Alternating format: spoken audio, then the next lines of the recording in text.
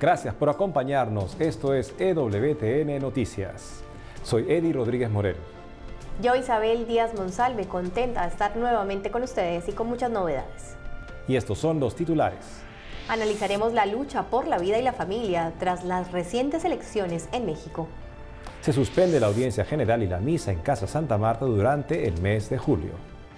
Estamos enlazados con Rodrigo Iván Cortés, presidente del Frente Nacional por la Familia de México, con quien hoy analizaremos el panorama de la lucha por la vida y la familia tras las recientes elecciones. Rodrigo, bienvenido a EWTN Noticias. Hola, es un gusto. Rodrigo, cuéntanos por favor cómo evalúas los resultados de las elecciones del 1 de julio en México. Por un lado, vemos que ganó la apuesta por el enojo por encima de la apuesta por el miedo. El enojo lo supo representar a cabalidad, de manera muy patente, López Obrador. Además de que tenía 18 años en campaña, machacando dos puntos principalmente. Uno, una narrativa en contra de la corrupción y la impunidad. Los últimos gobiernos del México de la alternancia le dieron mucho material para ello. Y, por otro lado, el segundo tema fue estar a favor de los pobres. Hay que ubicar que más de la mitad de los mexicanos son pobres y más de la mitad del electorado votó por López Obrador. Es importante ubicar, no votaron por el aborto, no votaron por el matrimonio del mismo sexo, no votaron por la ideología de género, votaron por el enojo con respecto a esto que hemos mencionado y a favor de la cuestión de los pobres. Por otro lado, vemos que los que sostenían la cuestión del miedo a López Obrador no fueron exitosos en su narrativa, no fueron exitosos en cómo conformaron sus coaliciones y eso quedó de manera más que evidente. Rodrigo, ¿y cómo ves el panorama de la lucha por la vida y la familia con este nuevo escenario político? Bueno, la cuestión es que López Obrador, si bien fue muy cuidadoso y no se metió mucho en estos temas, la cúpula de su partido, Morena, tiene prominentes campeones de la agenda antinatalista, generista y en contra de las libertades fundamentales. El problemón que tenemos en lo que es la conformación del nuevo Congreso es que van a entrar, además de la ya abultada mayoría de izquierda progresista de los candidatos morenistas y petistas, tenemos que los que entran con las siglas del Partido Acción Nacional y los que entran por esta coalición del Frente por México tienen campeones del antinatalismo, el generismo y contrarios a las libertades fundamentales. Ahí estamos hablando de personajes como en el Senado Miguel Ángel Mancera, Emilio Álvarez y Casa, Patricia Mercado o Adriana Noemí Ortiz Ortega, financiada por George Soros, es una gran aliada de ellas, como lo fue también Jorge Castañeda. Y frente a toda esta situación, ¿qué se podría hacer para que México no se convierta en el reinado del aborto y de la ideología de género? Tenemos que ponernos las pilas. El voto de vida y familia se dividió entre dos malas opciones. Por un lado, la opción Ricardo Anaya, que era tú ve al PAN que tradicionalmente va en estos temas y no veas a esos aliados incómodos del PRD, de Movimiento Ciudadano y de ahora, no los veas. Y por otro lado, un candidato que a diferencia de Ricardo Anaya sí podía hablar de estos temas, que habló bien de estos temas, pero que te decían, no veas al PRI porque es terrible, y, ¿no? Entonces, entre no ver una cosa y no ver la otra, se divide este voto. Lo que tenemos que hacer ahora es no dividirnos. Lo que tenemos que hacer es unirnos y refrendar el compromiso de quienes se unieron a la campaña de las pulseras de la vida, la familia, las libertades, quienes firmaron la plataforma del Frente Nacional por la Familia para hacer equipo y fortalecernos en términos también de articulación social, volver a tener este músculo ciudadano que bloquee lo que seguramente tendremos ya desde septiembre, octubre, que va a ser una andanada, porque ya están en contacto con las pañoletas verdes de Argentina, el apoyo de Soros y esto, así que tenemos que hacernos fuertes y unirnos en torno a vida, familia y libertades. Rodrigo, muchas gracias por tu tiempo, por todo lo que nos has contado y nuestras oraciones por tu país. Gracias a ustedes. Gracias, Rodrigo. Pues bueno, es un panorama difícil el que se plantea políticamente en México, pero creo que es ocasión para que todos los ciudadanos se puedan manifestar y puedan hacer que los candidatos puedan cumplir las buenas propuestas que tengan, y también de unirse todos los que estamos a favor de la vida y la familia para manifestarse y trabajar unidos, como decía Rodrigo, en bloque, porque así vamos a poder hacer más fuerza y vamos a poder cambiar las cosas. Es un momento de unidad para el país, pero también principalmente de los que expresan el sentido mayoritario del país, de esa unidad que es una unidad de México que es a favor de la vida, a favor de la familia. México ama la vida, ama la familia, así que todos los que la defienden deben sumar fuerzas para que esa presencia mayoritaria no pase desapercibida por los que tienen el poder, considerando también las inclinaciones ideológicas de muchos de ellos. Por otro lado, la sala de prensa de la Santa Sede emitió un comunicado en el que menciona que el Papa Francisco no oficiará audiencias generales ni la habitual misa en la Casa Santa Marta durante todo este mes de julio. En este mes de julio serán suspendidas las audiencias generales del Papa Francisco, que se realizan los miércoles en la Plaza de San Pedro, así como la misa que preside el pontífice cada mañana en Casa Santa Marta. Esta suspensión, comunicada por la sala de prensa de la Santa Sede, se produce todos los años en julio, ya que es el mes en que su santidad descansa. A diferencia de anteriores pontífices, el Papa Francisco opta por quedarse en el Vaticano y no ir al tradicional Palacio Pontificio de Castel Gandolfo. Asimismo, el Santo Padre mantendrá el rezo del Ángelus los domingos desde el balcón del Palacio Apostólico. No obstante, su descanso será interrumpido próximamente para asistir el sábado 7 de julio al encuentro con los jefes de las iglesias y de las comunidades cristianas de Oriente Medio en la localidad italiana de Bari. Por último, las actividades oficiales del Papa serán retomadas en agosto en el Aula Pablo VI, debido al calor sofocante del verano romano que imposibilita su celebración en la Plaza de San Pedro. Ahora nos enlazamos con Álvaro de Juana, quien nos tiene más información del Papa desde la Plaza de San Pedro. Adelante, Álvaro. Pues lo acabamos de escuchar, Isabel. Efectivamente, las audiencias generales de los miércoles aquí en la Plaza de San Pedro con el Papa Francisco han quedado suspendidas hasta nuevo aviso por el verano. También las misas que el pontífice preside prácticamente todos los días y cada mañana en la Casa Santa Marta, en la capilla de esta residencia donde él mismo vive. ¿Y a qué se debe este cambio de planes, de calendario? Porque esto significa efectivamente que su agenda queda reducida a lo más mínimo. ¿Qué es lo que hace el Papa Francisco en este tiempo de verano aquí en Europa? Si os parece, lo vamos a ver. Este será el quinto verano que el Papa Francisco pasará en el Vaticano, porque también este año ha decidido no trasladarse a la residencia veraniega de Castel Gandolfo. Pero no es extraño, porque siendo arzobispo de Buenos Aires, Jorge Mario Bergoglio tampoco salía fuera de la ciudad, como sí suele hacer el resto de la gente. Prefería permanecer en su casa, leyendo, preparando el nuevo curso y, por supuesto, atendiendo a todo aquel que acudiese a él en busca de consejo o ayuda. De esta manera ha cambiado el ritmo que le imprimían al verano los otros pontífices. El mismo Francisco explicó en una ocasión que la última vez que se fue de vacaciones fuera de casa fue en 1975. Desde entonces, dijo, las tomo de verdad, pero en mi hábitat. Cambio de ritmo, duermo algo más, leo cosas que me reposan, escucho algo de música, rezo más y todo eso me descansa, dijo hace algunos años.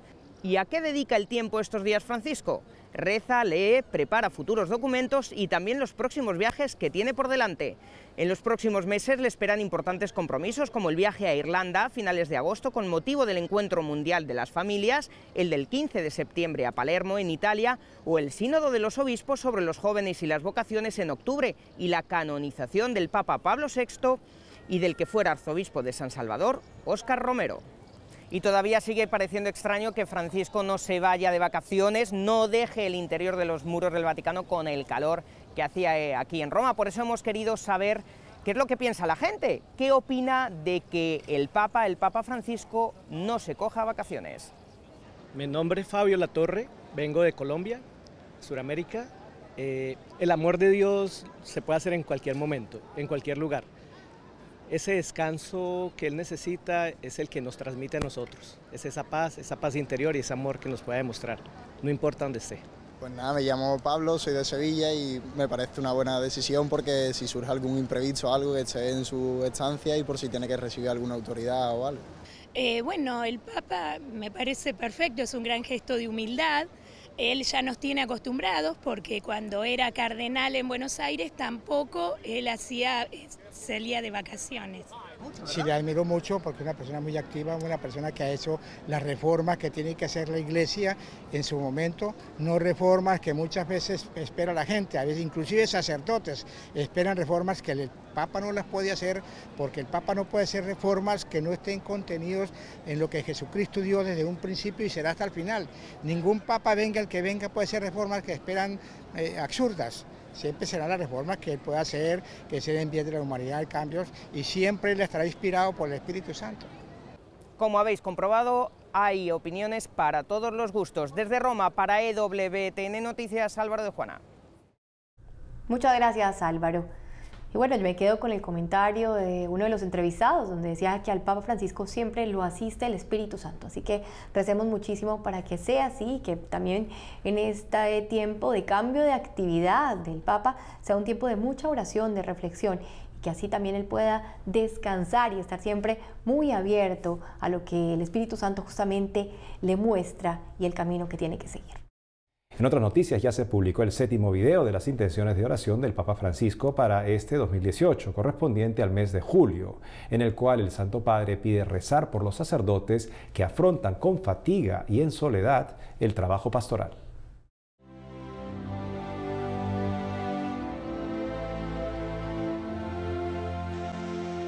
El cansancio de los sacerdotes. ¿Saben cuántas veces pienso en eso? Los sacerdotes, con sus virtudes, con sus defectos, desarrollan su labor en tantos campos. Y ante tantos frentes abiertos, no se pueden quedar parados después de una desilusión. En esos momentos es bueno que recuerden que la gente quiere a sus pastores, los necesita, confía en ellos.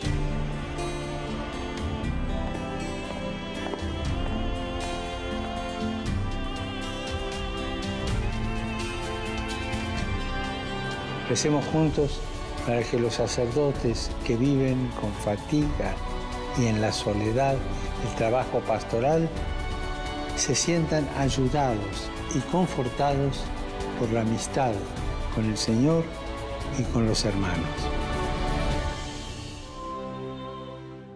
Pues este mes de julio vamos todos a rezar por los sacerdotes, que realmente a veces nosotros pedimos mucho de ellos, exigimos, queremos que estén siempre presentes y disponibles en lo que nosotros necesitamos, pues que es su misión, pero acompañémoslos nosotros también con nuestra oración, porque también se cansan, porque también tienen fatiga y también viven soledad. Así que esa es nuestra misión en este mes de julio. Amigos, ahora tenemos que hacer una pausa, pero al volver, Patriarca de Irak ofrece primera misa como cardenal por la paz en Medio Oriente. En Australia, el arzobispo es condenado por no haber denunciado abusos. Ya retornamos con más información en EWTN Noticias.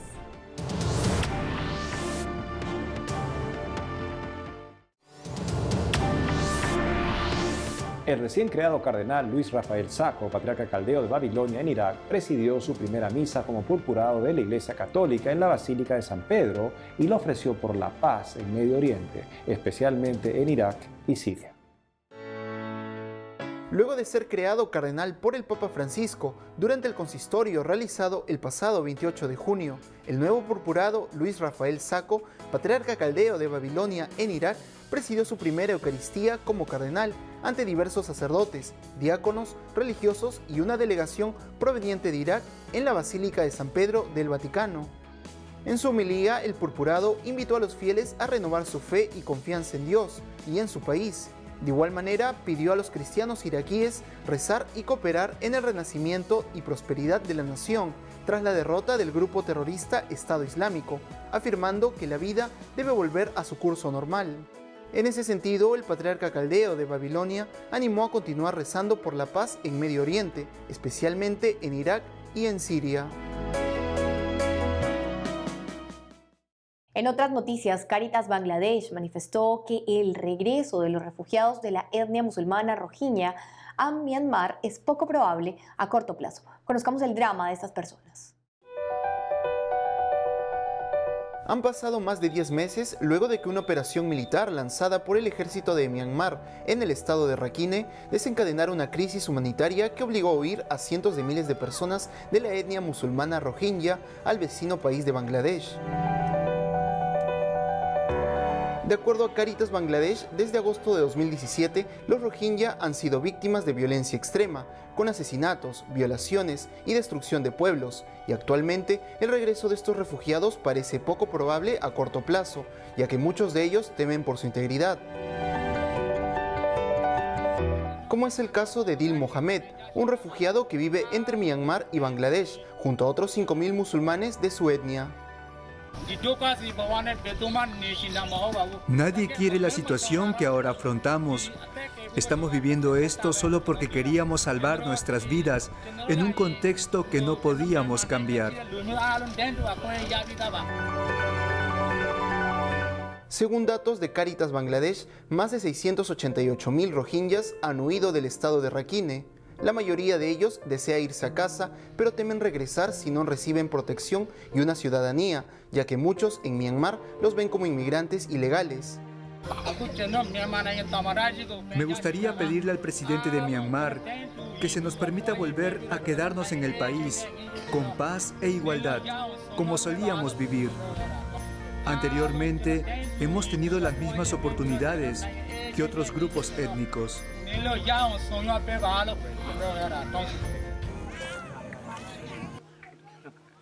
Mientras las autoridades de Myanmar no hagan algo para poner fin a esta crisis humanitaria, los precarios asentamientos de refugiados en la zona fronteriza con Bangladesh continuarán creciendo esporádicamente, creando zonas congestionadas, vulnerables a inundaciones, deslizamientos de tierra y otros peligros. Recemos por esta minoría étnica que ahora son rechazados y maltratados. Ningún ser humano merece ser tratado así y necesita ser tratado dignamente. Es un caso de que los hijos pagan por los pecados de los padres o de los ancestros, en este caso, donde esta etnia pues inicialmente ingresó en este país como una etnia combatiente, militante, guerrera. No es el caso de esta minoría tan reducida ya y tan perseguida. Nuestras oraciones también porque prime el respeto a la dignidad humana de todo ser humano en este caso. Ahora nos enlazamos con Giselle Vargas, quien se encuentra en el frontis de la Universidad Católica de Chile con información de los últimos cambios que se han producido en la iglesia de ese país. Adelante, Giselle. Hola, ¿cómo están? Así es, les cuento que el Papa Francisco aceptó la renuncia de 2 obispos de Chile. Ellos son Monseñor Alejandro Goich-Carmelik de la diócesis de Rancagua y Monseñor Horacio Valenzuela de la diócesis de Talca. Mientras se define el nombramiento, el Santo Padre designó como administrador apostólico de la diócesis de Rancagua a Monseñor Fernando Ramos y a Monseñor Galo Fernández como administrador apostólico de la diócesis de Talca. Recordemos que ellos eran obispos auxiliares de la Arquidiócesis de Santiago. El anuncio se suma a la salida ya efectuada por los obispos de la diócesis de Osorno y de Valparaíso durante junio. Recordemos que estos cambios son parte de las medidas que a corto y mediano plazo permitirán restablecer la justicia y la comunión eclesial, además de desterrar la cultura del abuso y del encubrimiento.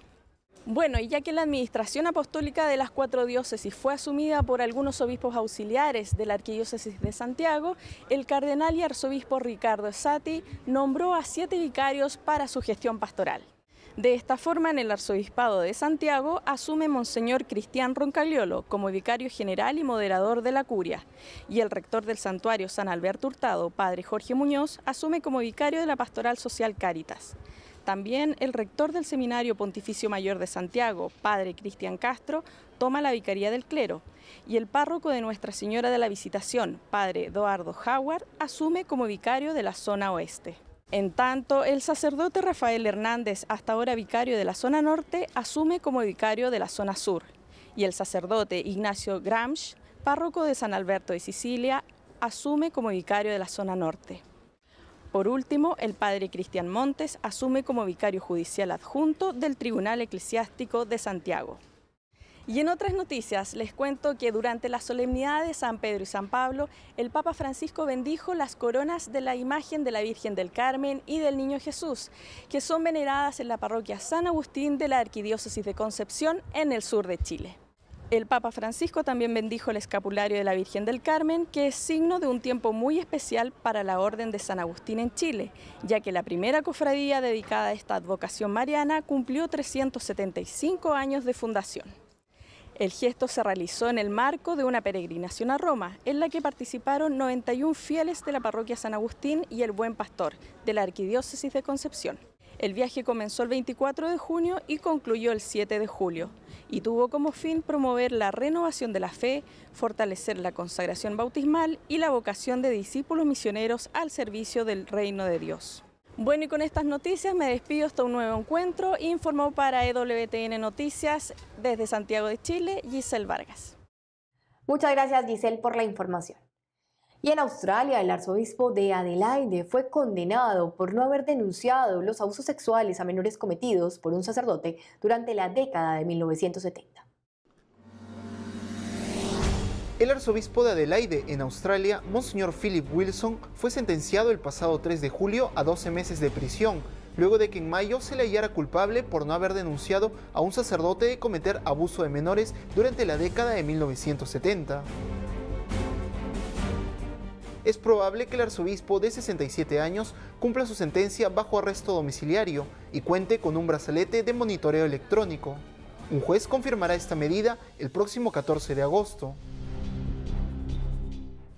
Durante la audiencia, el juez Robert Stone afirmó que el arzobispo de Adelaide no mostró remordimiento ni contrición antes de la imposición de la sentencia. Monseñor Philip Wilson fue condenado por ocultar el abuso sexual infantil cometido por el sacerdote James Fletcher, con quien Wilson colaboró en la diócesis de Maitland, Newcastle. Durante el juicio, una de las víctimas, Peter Craig, aseguró que narró al entonces padre Wilson detalles del abuso sufrido en 1976, 5 años después de haber ocurrido.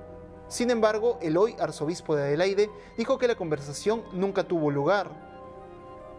A través de un comunicado, los obispos australianos manifestaron que con esta condena esperan que pueda haber un sentido de paz y sanación para quienes fueron abusados por el padre Fletcher. Y agregaron que se necesita un gran coraje para que los afectados se expongan a relatar sus historias. El padre Fletcher fue declarado culpable de 9 cargos de abuso sexual y fue encarcelado en 2006. Murió de un derrame cerebral ese mismo año. Monseñor Wilson afirmó que no tenía sospechas previas sobre la integridad personal del párroco. Cambiemos un poco el tono de la información para contarles que un corto cristiano basado en una historia de amor y fe fue nominado a Mejor Cortometraje en un Festival Internacional de Cine en Estados Unidos. Veamos. El Festival Internacional de Cine, LIFF, organizado en Estados Unidos, nominó a Mejor Cortometraje al corto cristiano titulado Our Rose Garden, o Nuestro Jardín de Rosas en español, el cual, de acuerdo a la productora del film Stores Production, es una historia de amor basada en la fe sobre el poder cambiante del perdón y la infidelidad. Hasta el momento, Nuestro Jardín de Rosas ha sido ganadora, entre otros, de un Grammy Award en la 51ª edición del World Fest Houston, premio que ha sido otorgado en el pasado a cineastas como Steven Spielberg y George Lucas al comienzo de sus carreras. De acuerdo a la productora, las personas dentro del elenco y el equipo experimentaron una revelación sobre lo que realmente significa el amor y quién lo hace posible, que es el tipo de amor que Cristo nos llama a dar y que todos anhelan.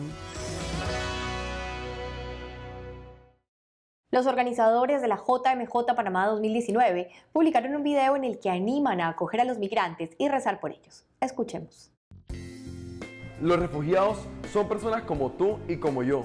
Son niños, son jóvenes, son adultos y son ancianos que buscan un lugar en donde vivir en paz. Con espíritu de misericordia, abrazamos a todos aquellos que huyen de la guerra o que se ven obligados a abandonar sus tierras por causa de la discriminación, la persecución, la pobreza y la degradación ambiental. Traen consigo la riqueza de su valentía, sus energías y sus aspiraciones, y por supuesto, los tesoros de su propia cultura, enriqueciendo así la vida de las naciones que los reciben. Como iglesia comprometida, debemos acoger, proteger, promover e integrar a nuestros hermanos refugiados, garantizándoles una entrada segura y legal al país, en donde se respete su dignidad humana y donde tengan las oportunidades necesarias para su realización personal integral. Te invitamos a que eleves tus intenciones por todos los refugiados del mundo. Sé parte de este hermoso mensaje y comparte en todas tus redes sociales #PrayForRefugees.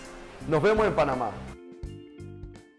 Y amigos, tenemos una sorpresa para ustedes, una muy grata noticia, pero también para ustedes que a partir del 9, este lunes, 9 de julio, tendremos 3 ediciones semanales de EWTN Noticias, los lunes, miércoles y sábados, también con corresponsales que estarán en contacto con el programa desde España, México, Colombia, Perú y también desde Roma. Así es que muchas novedades con la línea característica de siempre, cubriendo la información desde una perspectiva católica como es nuestra misión. Recen por nuestro trabajo para que podamos seguir informando acerca de la información de la Iglesia y del mundo. Muchas gracias por estar hoy con nosotros. Saben que pueden encontrarnos también en nuestras redes sociales. Hasta muy pronto.